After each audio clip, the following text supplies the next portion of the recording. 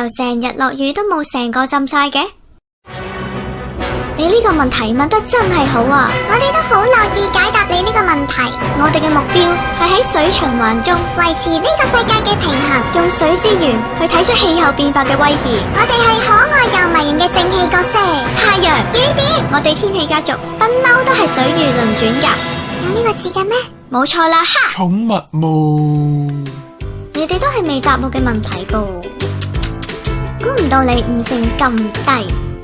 地球有大概70%嘅表面俾海洋、湖泊等等覆蓋。當呢啲水被太陽加熱，裏面嘅水分子就會變成水汽升到空中。呢個過程叫做蒸發。植物透過葉面散發水汽嘅過程就叫做蒸騰。當水汽上升遇冷，就會變成小水點。小水點越嚟越多，就會集結形成雲。呢個過程就叫做凝結。當雲裏面嘅水點越嚟越多，變咗嚿肥仔雲，承受唔到自己體重，就會落雨啦。如果係喺高山上或者天氣好凍，就會落雪。呢個過程就叫做降水。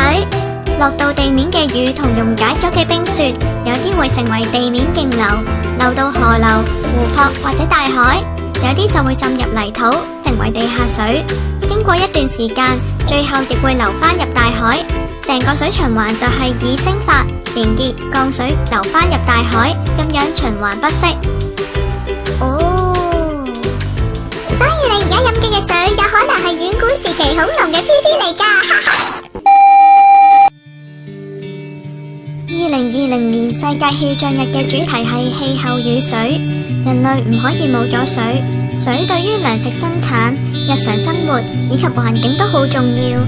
因為氣候變化，世界正面臨缺水、洪澇、乾旱同埋冇潔淨水源嘅挑戰，有需要改進預報、監測同管理去解決水嘅問題。氣候同水息息相關，水咁重要，大家要齊心保護地球嘅水資源啊！